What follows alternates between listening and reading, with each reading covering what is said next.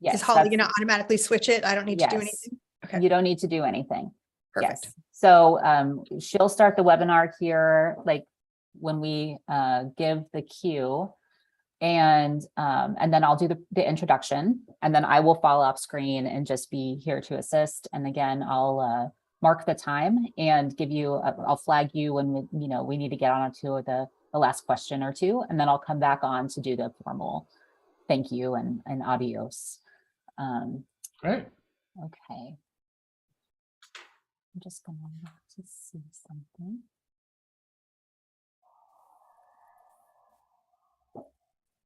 All right.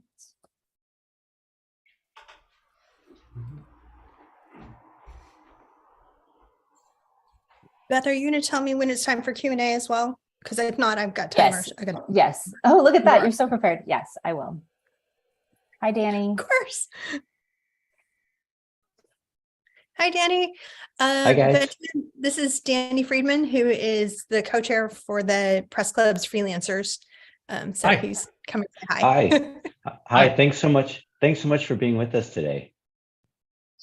I'm very happy about this. Okay, so Danny, hello. And also, I'm so sorry, but we're going to ask you to go off camera and mute. Okay, thank you for being here. And then we are going to, Holly, in about 30 seconds, can you go ahead and start the webinar? And then we will do my intro, okay? Okay, great. You're going to both do so well. Thank you so much again. It will feel like it abruptly ends at the end of this. So we'll say a quick thank you now, and I'll touch base after. Okay. Okay.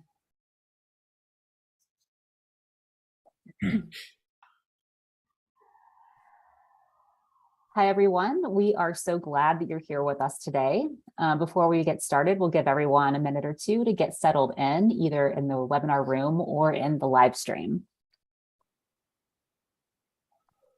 We're very, very excited about today's program, and we want to say welcome to the discussion, which will be a Q&A focused on the view from the editor's desk. We're so fortunate to have our guest speaker, Benjamin Dreyer, and program partner, Ashley Merriman, with us today. I'm Beth Francesco with the National Press Club Journalism Institute in Washington, D.C. We're the nonprofit affiliate of the National Press Club, and we produce training and afternoon newsletter and other resources to help journalists, communicators, and writers do their best work. We're very fortunate to have worked closely with the National Press Club Freelance Team to partner on today's program. Before we get started, I'd like to share that we have a live transcription option available during the program. If you're joining us from a desktop or laptop, you can enable this at any time by finding the live transcription button in the navigation menu. Just click Show Subtitle and the closed captioning will begin. You can also disable it at any point by clicking Hide Subtitle. We'll put some other instructions in the chat if you're joining from mobile. We are recording the program, and a link to the video will be emailed to you afterward. So if you miss anything, don't worry, you're going to have a second chance to listen in. Highlights from the program will also appear on our website and in our newsletter with the video. And if you aren't already receiving the Institute's daily newsletter, you can subscribe. We'll put a link in the chat now. This program is designed as a conversation, and we hope you'll join in with comments and questions. I'm sure we're all going to have strong opinions and great questions about copy editing. Please share them anytime in the chat. We'll be monitoring and responding during the program. It's now my pleasure to introduce our program partner and Q&A facilitator, Ashley Merriman. Ashley is an award-winning, best-selling author who co-wrote Nurture Shock and Top Dog, The Science of Winning and Losing. With bylines in a variety of national publications, Ashley just launched a Substack newsletter, The Sherwood Report, and she and Danny Friedman are co-chairs of the club's freelancers team, our partners on today's event. Ashley, welcome. Thank you so much. Thank you everyone for coming, and of course, for our guest of honor, Benjamin Dreyer. So I'm going to have the esteemed privilege of introducing you, and then my sort of idea for this, hope this is all right with you, is we'll do some big picture conversation, then get to some of the sort of technical nitty gritty we all love to talk and debate and think about, and then we'll open it up for questions. So before I do that, Benjamin Dreyer, our guest today, is the author of the New York Times bestseller, Dreyer's English. He is the executive managing editor and copy chief of Random House. He has copy edited books by authors including E.L. Doctorow, Frank Rich, Elizabeth Strout, and as well as, let me tell you, a volume of previously uncollected work by Shirley Jackson. And he lives in New York City. So thank you so much. And if you haven't yet, people who are joining us today, purchased a copy of Benjamin's book, Dreyer's English, please make sure you do. It's wonderful. I have it in hardcover, electronic, and audio. And I can't recommend it highly enough. And if you have a copy, but you have a student, there is also a Dreyer's English Young Readers Edition. So don't forget, we can start there too. All right, so let's start by talking about you and your approach to editing. We have a lot of professional copy editors, professional journalists and writers here, but we also have people who want to learn about getting into the profession. So maybe we could start by having you talk about your experience and how you ended up where you are today. Okay, so my origin story is that I had I had spent the better part of my 20s after I graduated from college doing all sorts of things that mostly existed to generate money to feed my habits of going to the movies and eating in restaurants, but not really sort of doing anything in particular. And at a certain point, after I had moved back to New York from Chicago, I had a friend who was a published author, and somewhat at a loss, I asked him once, I said, knowing absolutely nothing about the publishing industry, I mean, zero, I said, maybe there's something I can do in publishing. And because he had gotten into the habit of sharing with me some of his, short stories in manuscript form, and Bound Galleys, which I was always very excited about, to see something that wasn't really finished yet, because it's kind of a secret, a Bound Galley. But occasionally I would run across a little typo or perhaps the wrong word being used, and I would gently and respectfully point that out to him, which is a very important skill to carry through if you are actually going to do this professionally. Anyway, his response was to say, you might be a good proofreader. And so he introduced me to the woman who was his production editor, the person who hires copy editors and proofreaders at St. Martin's Press. And she just completely took a flyer on me. I mean, it wasn't even a matter of, oh, will you take this test? It was like, here, have a job. So I did it. And I found out that, and she found out that I had kind of a knack for it.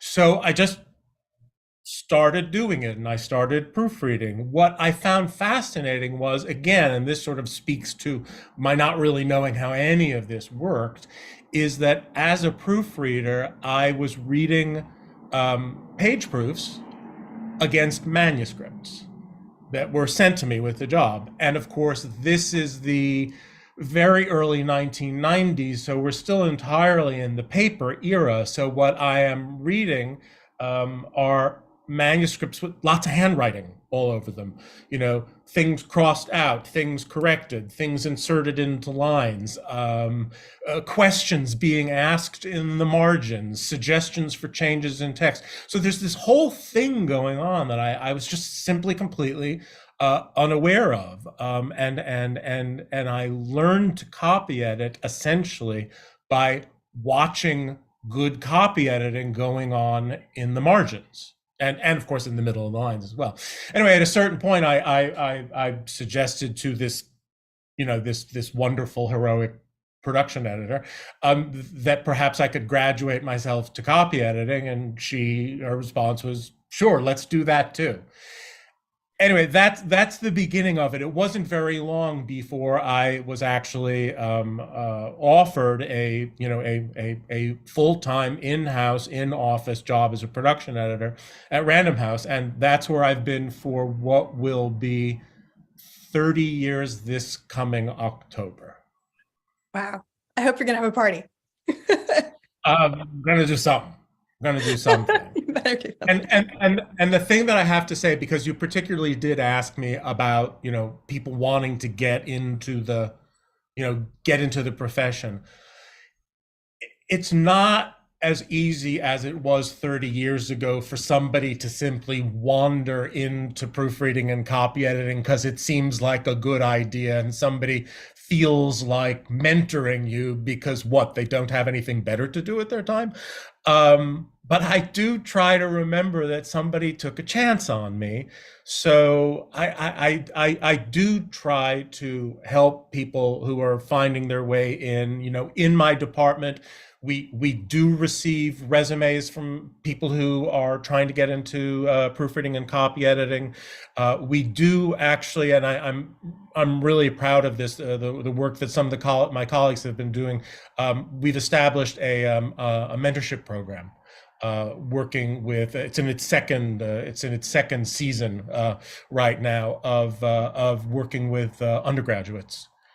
In the art of proofreading and copy editing. So there are ways to get in. I mean, the one thing that I will say, not as a sort of a warning, but simply as a point of information, is there are so many first-rate freelancers working that if this is something that you want to do, it's really important that you're kind of an ace at it going in. I mean, my people give solid feedback and they are very encouraging and they are patient as they need to be patient, but we're working on real books and they have to come out right. So That's fantastic.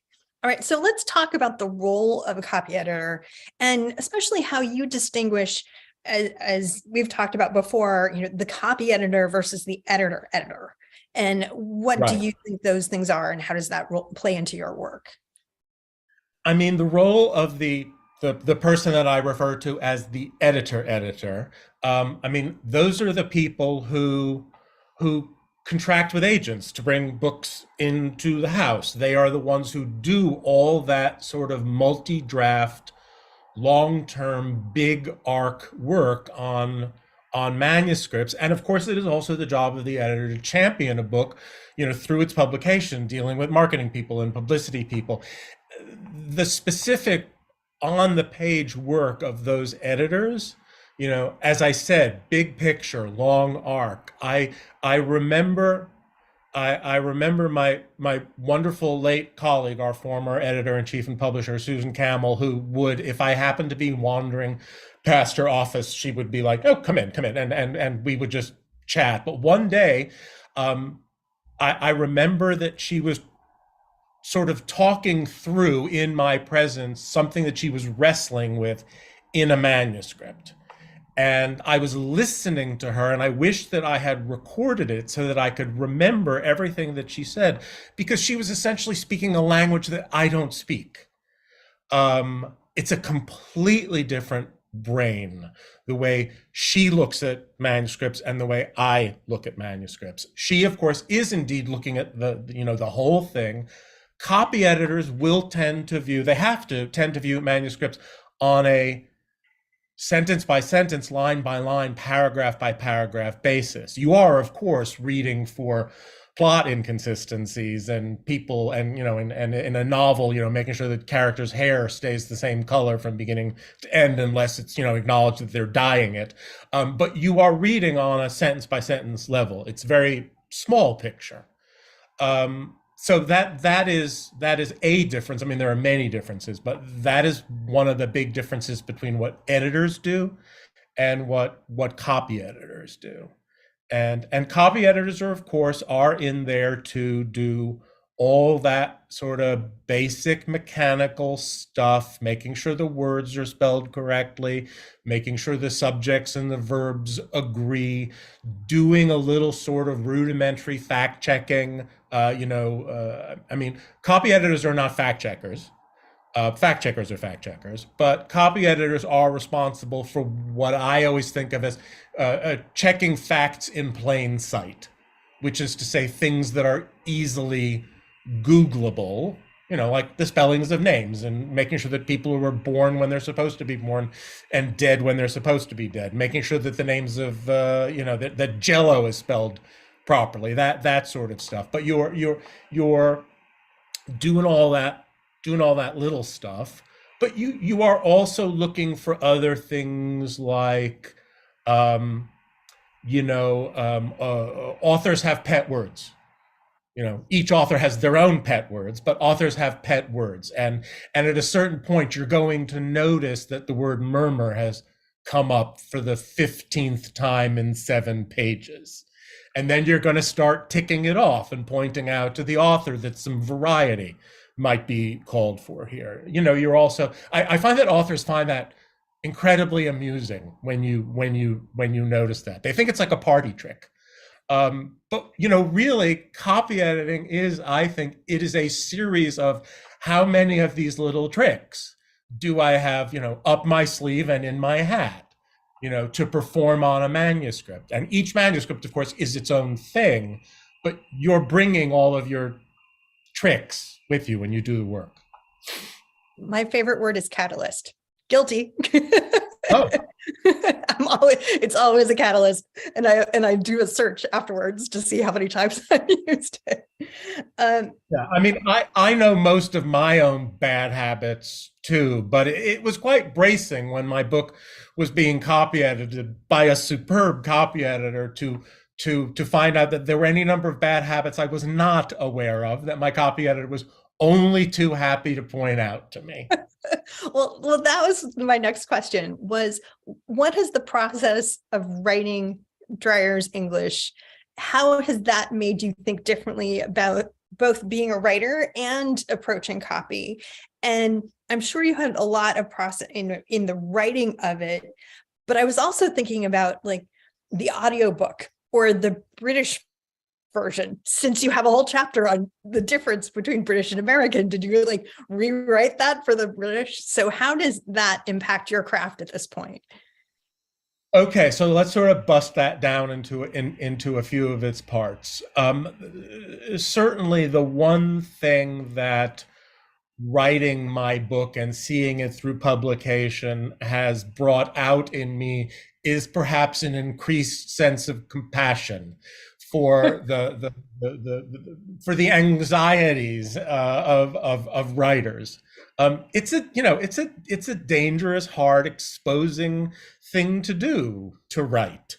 And I remember when I started doing it, that any number of writer friends of mine said variations on the same thing, which was, you will go through every existential crisis that you thought you had already gone through, and ones you haven't even heard of. and I went through all of them. I mean, it's like there was the afternoon that I went into my editor's office and essentially declared that I had no talent and please let me out of this contract. And of course, it is a tricky thing for an author to actually be employed by his own publisher, to be in the office and to have door knocking access to his own editor. But we had to establish lots of rules about that sort of thing. Anyway, so I'd like to think that I'm a little nicer to authors than maybe I was in the past. So there is that. The thing that I will say about the UK edition of the book, which was a kind of fascinating and really fast experience. The book was not contracted to be published in the UK until after it went on sale in the United States, and it went on sale not even 5 months later. And it is a thoroughly different book. We were all working really fast and really hard. And they were quite insistent that the book be rendered in UK English. And I sort of, let's say I acquiesced to that. Although their attempt to reject my use of the series comma, I was like, no, that's a non-starter. We're not having that conversation. But the chapter in the US version of the book that's called "How Not to Write Like a Brit," was substantially reworked and retitled. I don't remember what the new version was, but it's a little less adversarial in the UK edition. So there's that. But here's a key thing about the audiobook, because you asked about the audiobook. I was very pleased to record my own audiobook with the collaboration. I mean, not only of my director and producer, but with the collaboration of a wonderful actress friend of mine who came into the studio to record all the literary examples that are in the book. So that was a real treat the day that we did that. But I have this sort of rule as a copy editor that a sentence can be absolutely as long as it needs to be. And many people confuse the idea of a long sentence with what is generally referred to as a run-on sentence, and those are two completely different things. I think that a sentence can be as long as it wants to be, so long as the reader can get from the beginning of the sentence to the end of the sentence without having to double back because some piece of punctuation confused the reader, or a verb read like a noun, or a noun read like a verb, or the clause breaks in the wrong place, all that sort of thing. And if I have to, in reading a sentence while I'm copy editing, have to go back, it's like, well, then I know I have something to fix.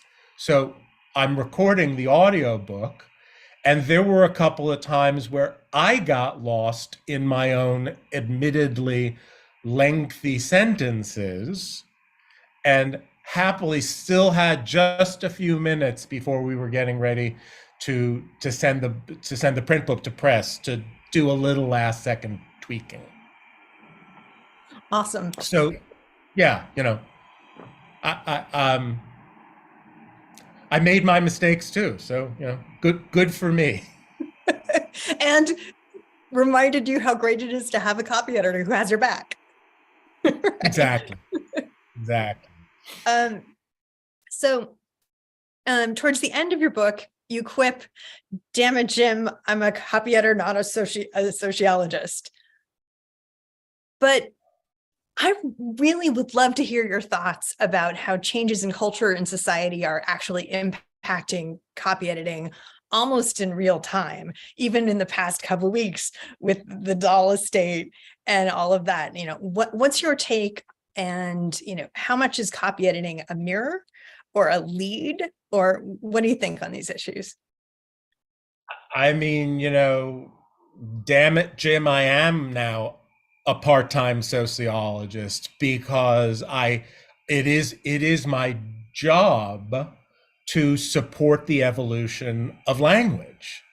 I have a thing, I will confess, there's a certain kind of activist copy editing that I'm not particularly keen on, which is championed by editorial types who think that it is their job to advance what writers are doing, as opposed to reflect what writers are doing and to support what writers are doing, and perhaps to query what writers are doing, but that the copy editor's sense of what language should be outweighs what the writer's sense of what language should be. I think that a copy editor's job is indeed to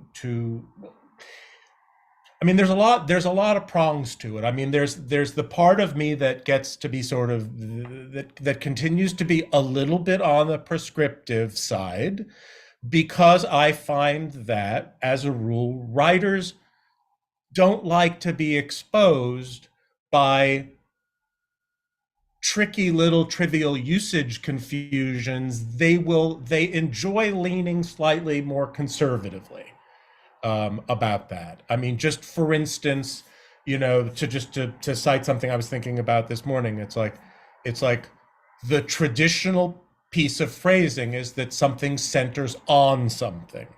A lot of writers will write that something centers around it. That's something that I will fix, not querying it, just fixing it. And I think that writers appreciate that. They just sort of don't like to be, to use the Oscar Wilde phrase, they do not like to be exposed to comment on the platform. They want to be in a safe space. So that's where I, as a copy editor, will lean a little toward the conservative side. But I'm also listening to what writers are trying to do, and I'm trying to learn from what writers are trying to do. And I also have to, help writers. I mean, the rise in the last few years of not only the singular they, which had been, essentially forbidden from American publishing for the better part of the 20th century. It was considered bad form, and it just wasn't done. Well, now it's done a lot, and now when it's like if I want to say, oh, well, when you're talking to the copy editor, would you please tell them to keep their eyes open for blah, blah, blah. It's like, not, would you please ask him or her to keep, it's like, we don't do that anymore, happily. And I don't miss it, I don't miss that particular thing, but also the rise of the non-binary they, which is a different creature, that has to be, that has to be embraced. It has to be embraced, because that is where language is now going. The biggest copy editorial style change in the last few years, which happened with amazing rapidity, was the almost universal embrace of the capital B in the word Black and references to race, which had been, to my experience, up until that point, which was 2020-ish, almost entirely unknown. And it wasn't a matter of copy editors were correcting writers who were doing it. It's like writers weren't doing it, but then writers were doing it. And I had lots of tense little conversations with editors and writers. What am I supposed to do? What am I supposed to do? And then I was, not only being the sociologist, but being the psychotherapist, trying to say, you have to do what you think is right, and I can't tell you what that is. If you are employed by a newspaper, if you are in corporate communication, you have to make a choice. You have to have a house style. One thing that has always been famously said about Random House, and I'm not the one who's always been famously saying it, is that Random House doesn't have a house style. That was the first thing that I learned when I arrived. Each book is to be taken on its own terms, and you don't necessarily impose one version of something on an author because it's the way you do things. It's like, well, what's the author doing? So even though I have noted in the last 2 years that more and more and more, for instance, that capital B is there, not every writer does it. Not every writer of color does it. And if a writer goes through with a lowercase b from beginning to end, it's not the copy editor's job to say, you need to do it some other way. How's that? Terrific. All right. Great. So I'm going to ask a couple of more technical questions, and then we'll start throwing it to some of the people in the audience. First, and I think you have less vitriol about this than others, but let's talk about passive voice. Why is passive voice so seductive in formal writing? Why do we do it so much? And what are some tips that we can use to watch out for it? And when do you think it's okay? To be honest, in all the years that I had been a copy editor before I sort of, sat down to write my book, the concept of passive voice was entirely outside my mind. That may owe something to the somewhat spotty education in the English language I received, but I never saw it discussed. Not among copy editors. It just wasn't a thing. But I remember in some little sort of corporate chat, mentioning it in passing and saying it's not something I think about. And afterward, one of my colleagues, one of my attorney colleagues, came up to me and she said, "Oh no, you have to write about this." And I was like, "Oh, okay, then I guess I will." And the thing about the passive voice is that there are times when it is perfectly useful and necessary and appropriate. You might be trying to describe a situation in which you do not know who the actor is. So you might say, I came into the room and found that the refrigerator door had been left open. That's passive voice, right? Yeah, okay, it is. Because you don't know who left it open. Now, I occasionally, as a manager of human beings, that is, will use the passive voice because I want to discuss something that has gone wrong without pointing fingers at anybody. So I'm not interested in who did the thing. I'm just interested in talking about the thing, and you will then find yourself naturally leaning into the passive voice. That said, on the other hand, it is good when a sentence has an actor in it, and avoiding avoiding mentioning an actor in a sentence is often a somewhat weaselly way to avoid admitting or asserting in a sentence that someone did something. Usually that someone did something bad.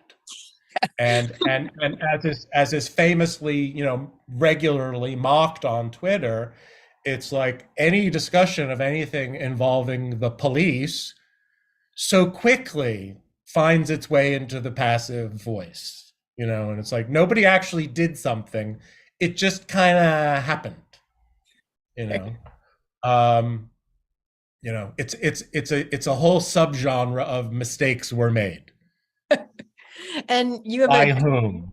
And you have a tip in the book to check for passive voice, which I loved.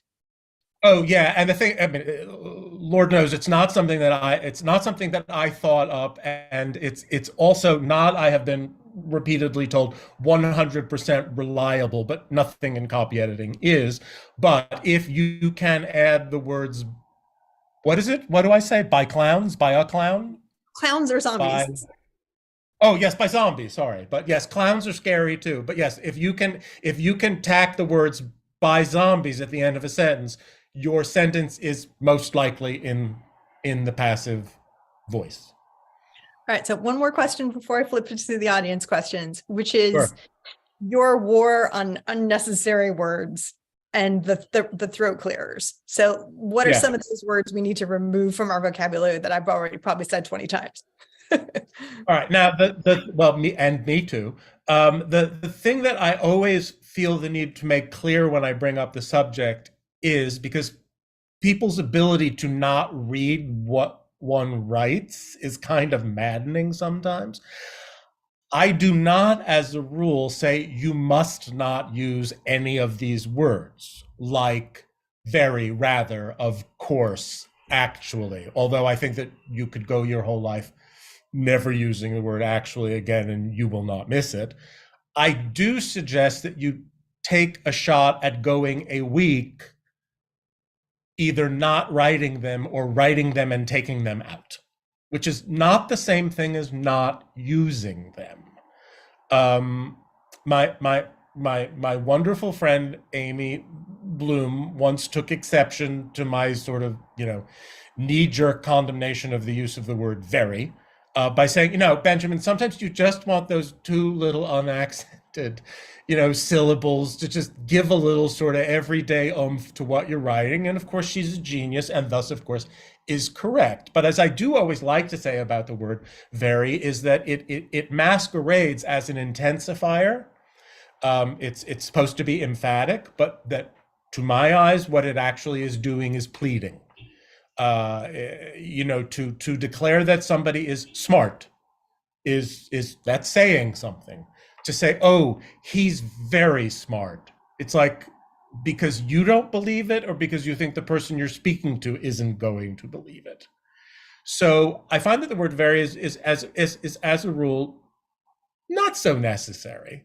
I mean, there are lots of things we do when we're talking and when we're tweeting. When we're tweeting, try to imitate the sound of our own voices, that are not, strictly speaking, necessary. But when you are talking about what you are writing, writing, of course, is not speaking. Writing is writing. And you can find that those words can just go. Perfect. All right. So Okay. we have some questions coming in, and one of them, I think this relates, well, even just, the relationship between copy editor and writer. So 2 people have said, is there any advice on making edits in a way that does not offend the writer to avoid being seen as mean?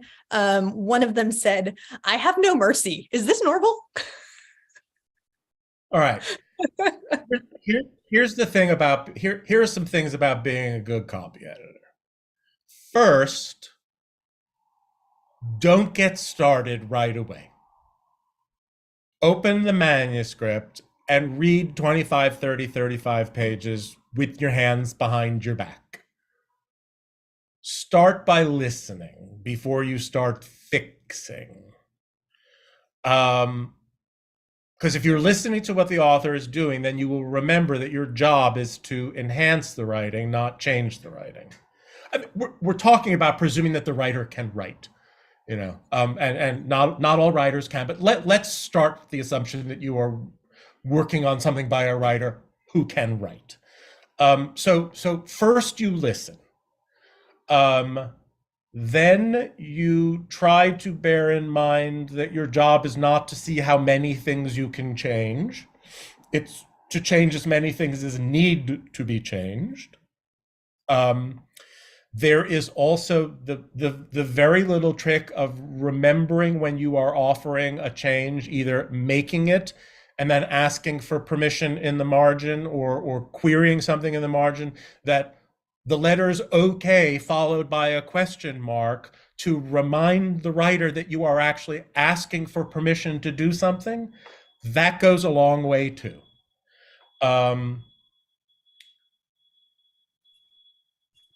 Do not, in the margin, back up your edits by citing Chicago Manual. Not that you're not using Chicago Manual, but don't say to a writer, I'm changing this because of Chicago Manual 6.35. A, the writer doesn't care. B, the writer doesn't know. So don't do that. To use a gendered term that I still use on occasion, do not be a schoolmarm in the margins. Nobody's going to enjoy that. There are also really tactful ways to talk around thorny little problems. I mean, just to give you a for instance, many American writers, particularly many American writers of sort of, casual, novelistic, chatty, suburban voices, will use the term that I grew up hearing to refer to a kind of reclining chair as a chaise lounge. Now, we all in the copy editing business know that it is in fact a chaise longue. All you have to do is say, okay as is, or do you want to use the traditional, slightly more formal version, chaise longue? And then the writer will actually use chaise lounge because that's the term that they want to use, or they will think, wow, I'm just got smarter, I just learned something I didn't know. So just be tactful, just be tactful. And particularly in this era that we have right now, where you're probably working in a Word file as opposed to working on a piece of paper, and you have a little room in the margin to like type and knock around, it's like, don't get really chatty and conversational, but if you want to explain something, or if you want to sort of frame something, take a second and and frame it so that the writer feels supported, not scolded. How's that? That was great. It makes me think of something that I wanted to ask, just in terms of copy editing and the impact it has, knowing who the author or the audience is, and how does that impact when you're going into the manuscript to make those edits? Well, I mean, for sure, you have to you have to know what the book is, and you have to be able to figure out who the reader is, which should not be terribly difficult. The other thing, of course, is, when we're putting a manuscript into the copy editing process, I ask my production editor before they send it to the copy editor to have a chat with the editor about what the manuscript needs and what the manuscript doesn't need.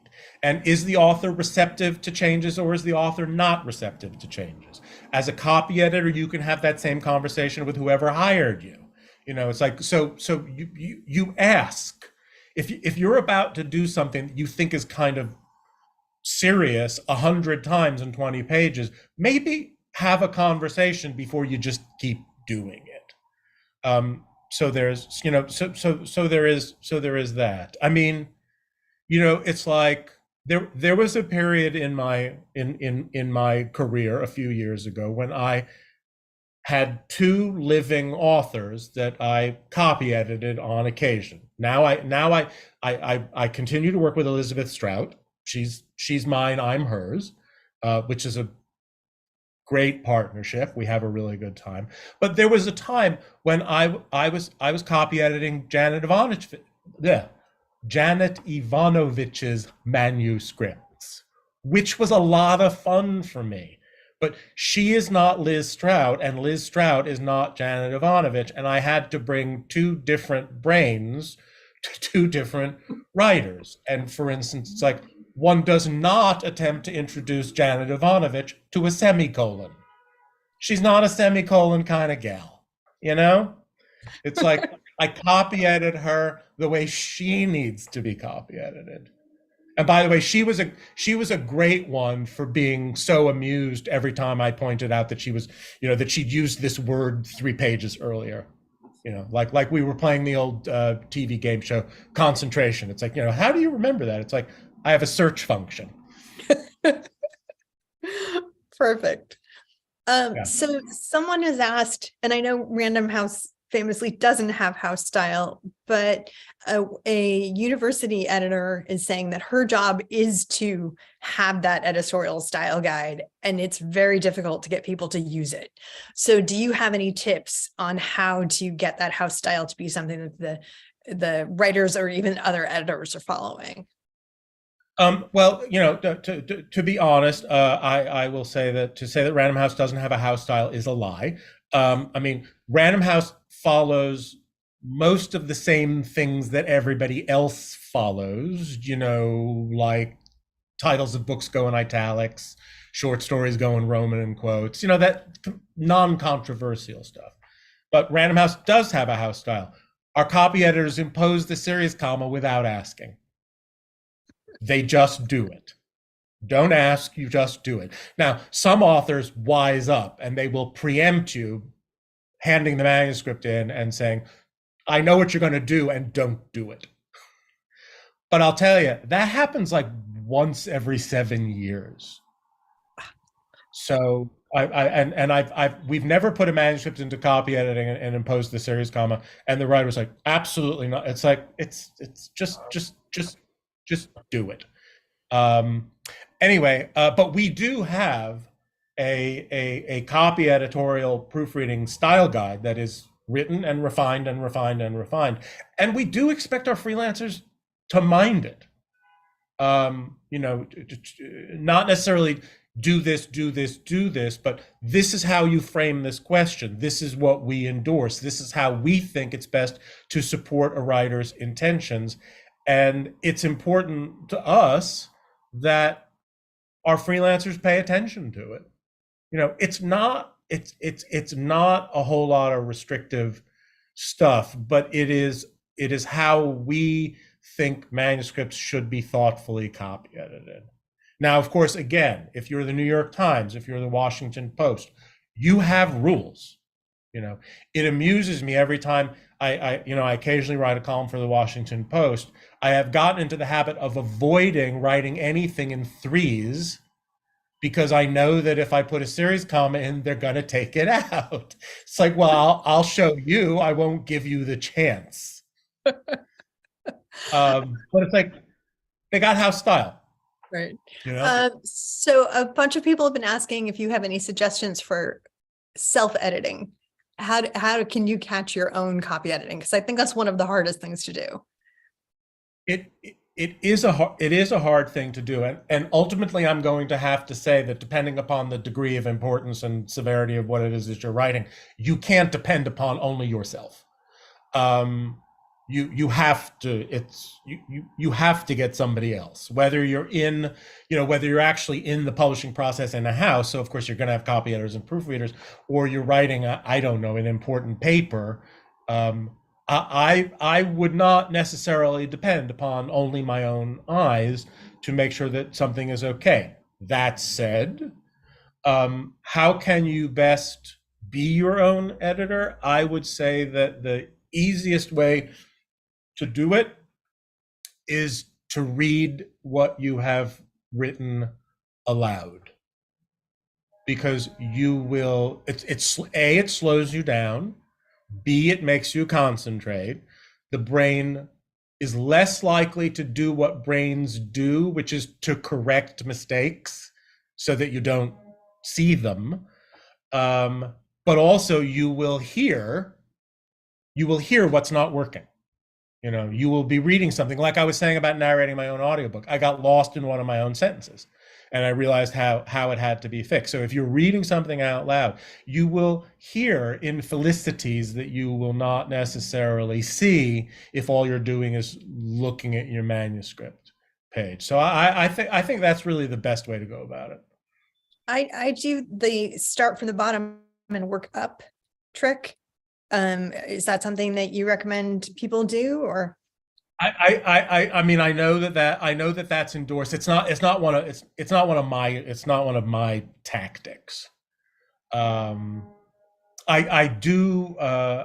the only other thing that I can say is that even when I'm copy editing, which I do with my mouth shut, but if there's something on the page and it's like, this is bothering me and I can't figure out why it's bothering me, it's like, then I say it out loud, and then I can usually hear what's bothering me. So I find that very helpful. I also just, I mean, it is the only mechanical trick that I really do. I tend to make text big, so that I'm like in it, and it just helps me see what I'm doing better. So I know we had said that this was 45 minutes, but you have graciously agreed to hang on for a little bit more. So sure. If some of you are not able to stay, there will be the live stream video. You can pick that up in the end, but we're going to keep going a little bit. Okay. One of the questions, hopefully it's okay. A bunch of people would love to know, besides the obvious, having your book on their desk, what are some style guides and resources that you find indispensable and that should be on everyone's desk? I will say that for a long time, I have been the champion of, I mentioned it a few times in Dreyer's English, I'm a big champion of a book that went out of print many years ago called Words into Type. Which a lot of the stuff at the beginning and the end of the book is sort of outmoded technical information that was fine in the pre-digital era, but doesn't really have anything to do with what we do anymore. But the central section on style and grammar and punctuation is superb. So, but also I've recommended the book so frequently that copies have now become very expensive. You used to be able to pick up a used copy for like $6. Now you'll be hard pressed to find one for less than 50. Yeah, my fault. Sorry, but I have to say, subscribe to Chicago Manual. Online. The thoughtfulness of the discussions of grammar and style and the evolution of language and all the rest of that stuff, it's just invaluable. I mean, they are not surprisingly very good at what they do. So I would recommend that. Also, just in case there are any sort of like not necessarily editorial journalistic types in the room, but writer types who are thinking, well, what do I do with my book? There is a wonderful book out there called Before and After the Book Deal, which I read because its author, what's her name? Courtney Maum.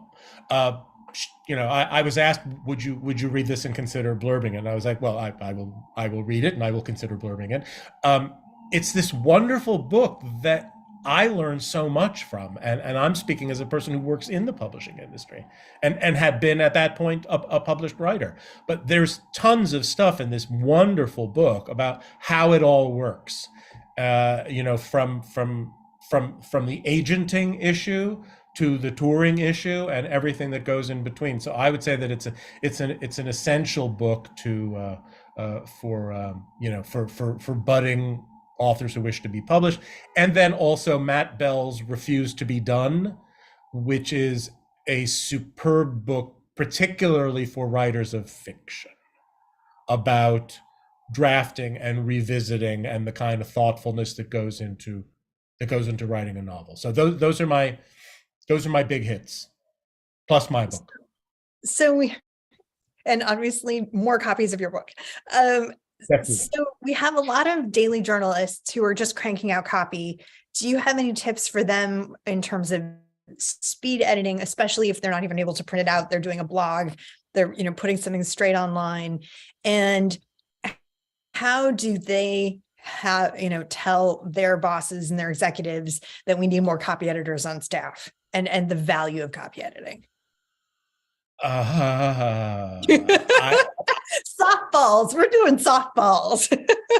all I can say is that, well, all right. So in my very narrow experience, my extremely narrow experience of being published in a newspaper,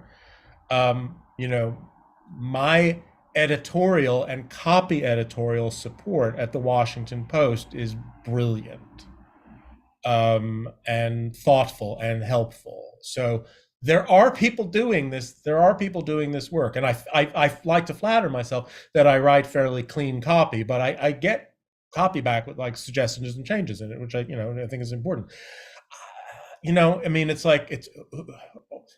the only thing that I can say, and it's not particularly helpful, but the only thing that I can say is that in the long history of my employment at Random House, and as I have become a copy chief and a manager, and it's my job to make sure that our books are published well, whether the economy is good or whether the economy is bad, the work that my department does is valued and supported. And to date, though, of course, I am always asked, be mindful of where the money is being spent.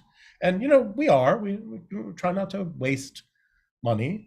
But it's like nobody has ever said, don't copy edit this manuscript. Nobody has ever said, no, you must hire copy editors on a flat rate and you tell them what their bill is going to be. It's like, no, we hire copy editors by the hour. And when it's done, it's done. And we have proofreaders who read things, not just one, but two, and then another one after that.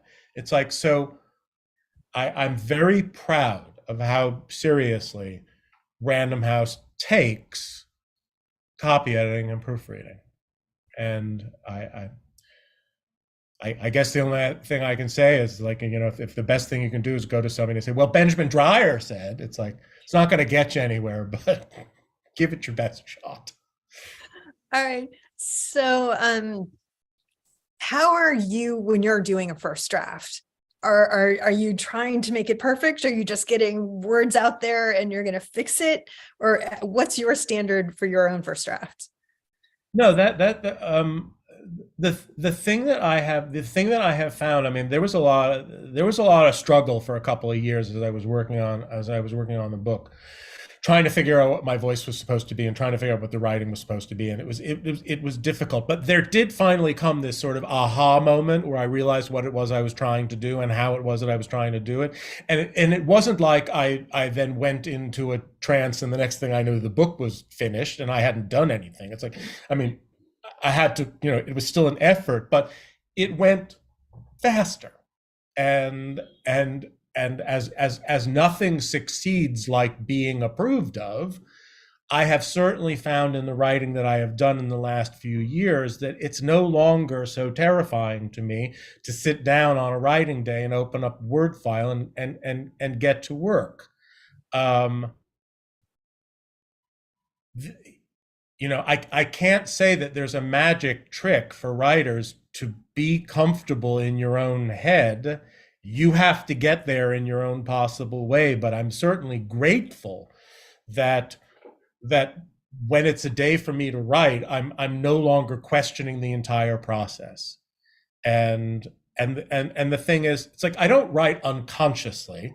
I write thoughtfully. I will, as I am writing, on occasion pause and tweak a little something, but I do find that if I set a goal for the day, and I can't write in any particular day much longer than 2.5, maybe 3 hours at the outside before my head starts to hurt. But if I just sort of sit down and do it, and just sort of do it, it gets done. And there's always time afterward to go back and reread. But if you can free yourself and trust yourself to just follow your own voice, you will be, not to pat myself on my own back, but it's like I'm often, when I'm finished and I go back and I read something I've worked on, it's like, I'm pleased with myself because it sounds like me, and who else am I supposed to sound like? Sounds like me. I write like me, and I've gotten used to that. When I first started working on my first book, it just sounded ridiculous to say, I'm going to sit down and write a book today. So instead, I just said, I'm just going to take a stab at it. And that's what I call everything I write until I send a draft to someone to read. Stab 1, stab 2, stab 3, just to have me, think it's okay to do something bad and I can have time to fix it rather than this needs to be so perfect. So 2 more questions. The second to last one, a lot of people are asking, what is your take on editing software like Grammarly or other things? And there's love it, hate it relationships out there. I'm a big champion of spell check because I like everybody else in the world, I type too quickly. Sometimes I do not like grammar correction software. I can fix my own grammar problems. I suppose that if you're not feeling quite so certain that it might be helpful to see what the grammar software has to say, and I suppose that as a copy editor of decades of experience, I do sort of feel it's like, yeah, thanks, I got this. At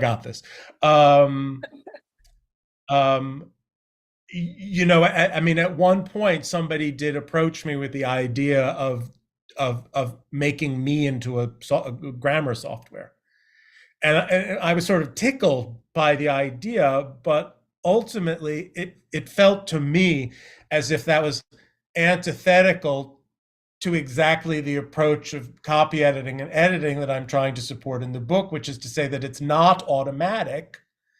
It has to be thoughtful, and it has to be, for lack of a better term, artisanal. I suppose there might have been a way to translate it into so that when it recognized that the subjunctive might be useful to present it as a conversation as opposed to a correction. But ultimately I was just like, that's just not me. But you know what? If you